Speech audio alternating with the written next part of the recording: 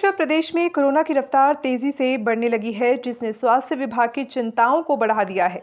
अगर बात अंबाला की करें तो अंबाला में भी कोरोना के नए 30 केस सामने आए और अब अंबाला में एक्टिव कोरोना के मरीजों की संख्या 183 हो गई है।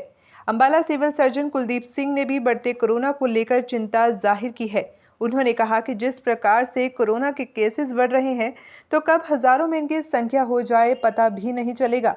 उन्होंने लोगों से अपील की है कि कोरोना को हल्के में ना लें और कोविड के नियमों का पालन करें।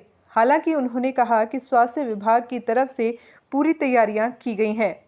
वहीं जब उनसे अस्पताल में बिना मास्क के काम कर रहे मेडिकल स्टाफ के बारे में बात की गई तो उन्होंने कहा कि अगर पेशेंट्स की देखरेख नहीं कर रहे हैं तो उस वक्त मास्क लगाना ज़रूरी नहीं है, लेकिन अगर आप पेशेंट की देखरेख कर रहे हैं और मास्क नहीं लगाया तो वो उसकी लापरवाही है। उन्होंने उनके खिलाफ कार्रवाई करने की बात भी कही।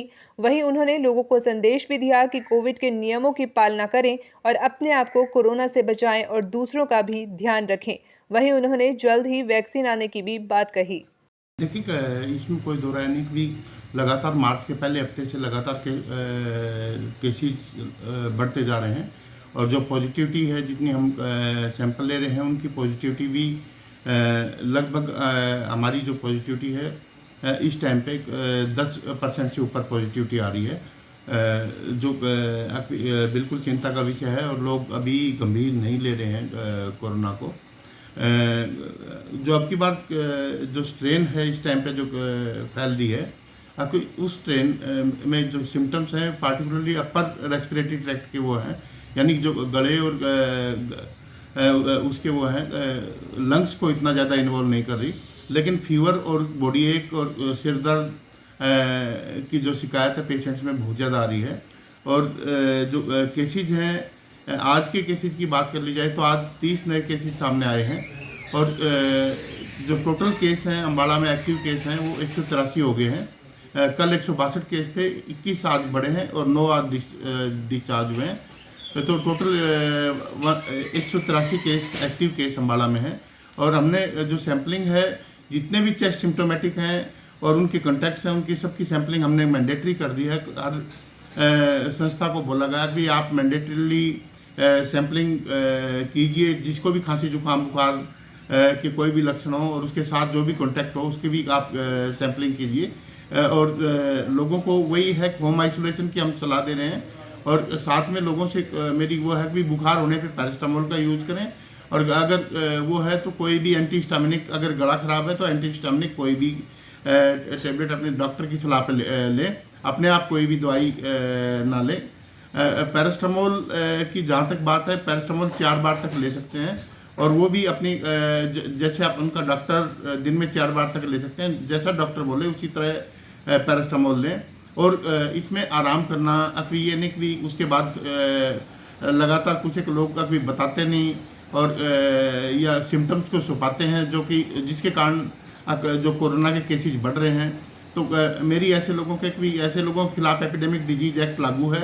एपिडेमिक डिजीज एक्ट के तहत IPC 188 के तहत भी हम कार्रवाई करेंगे, IPC 269 270 के तहत भी हम कार्रवाई कर सकते हैं, जिसमें 2 साल से ऊपर तक की सज़ा है और IPC 188 में 6 महीने तक की सज़ा है। और ये है कि किसी भी प्रीमिसेस में अगर मान लो ये एग्जॉस्ट नहीं है और ये वहाँ पे काम करने वाले आदमियों की संख्या बहुत ज़्यादा है और थोड़ा सा स्पेस है, तो ऐसे की भी अपने वर्कर्स को पारी में बुलाएं, एक एक को करके कोई शिफ्टों में बुलाएं। ये नहीं कि अपने वहाँ पे जमघट लगा के बैठें और ओवर क्राउडिंग हो, अब जिससे लोगों में ये कोरोना फैले।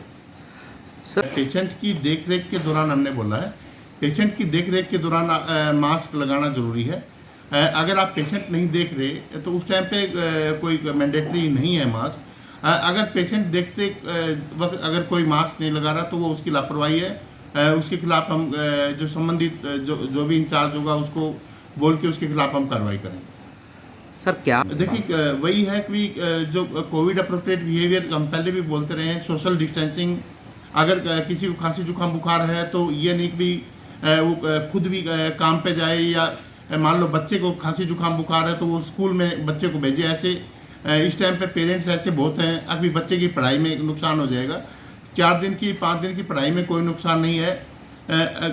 आप दूसरों की सेहत का भी ध्यान रखिए, अपने बच्चे की सेहत का भी ध्यान रखिए। बच्चे को आराम की ज़रूरत है। अगर उसको खांसी जुकाम बुखार है, उसका टेस्ट भी करवाइए और उसको बाकी बच्चों से भी दूर रखिए। इसी तरह बाकी जो अडल्ट के ऊपर वो है, अगर मान लो किसी को भी कोई किसी ऑफिस में काम करता है, किसी संस्था में काम करता है, अगर उसको खांसी जुकाम बुखार है तो उसके जो एम्प्लॉयर है, जो उसका कंपनी का जो मैनेजर है, मेरी उनसे सभी से रिक्वेस्ट है कि ऐसे एम्प्लॉय को तुरंत छुट्टी देके घर भेज दीजिए और अपने घर उनको होम आइसोलेशन में रखिए, ताकि इसकी अभी तो आज तो 30 केस हैं। इनको आपने देखा है पिछली 3 लहरों में कि इनको 300, 500, 1000, 1500 होते हुए देर नहीं लगती।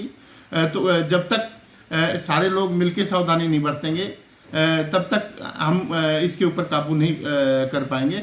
और हम उम्मीद करते हैं आने वाले 15-20 दिन में वैक्सीन भी हमारे पास आ जाएगी, तो उसके टाइम पे हम प्रिकॉशनरी जो वैक्सीनेशन है वो भी हम स्टार्ट कर देंगे। लेकिन तब तक हम मास्क लगाना, सोशल डिस्टेंसिंग वो करना और ये है कि भी भीड़ भाड़ वाली जगह पे कम जाना, यही इसका बचाव है। और ज़्यादा से ज़्यादा मात्रा में तरल पदार्थ लें। मेरी सभी अम्बाड़ा वासियों से यही रिक्वेस्ट है।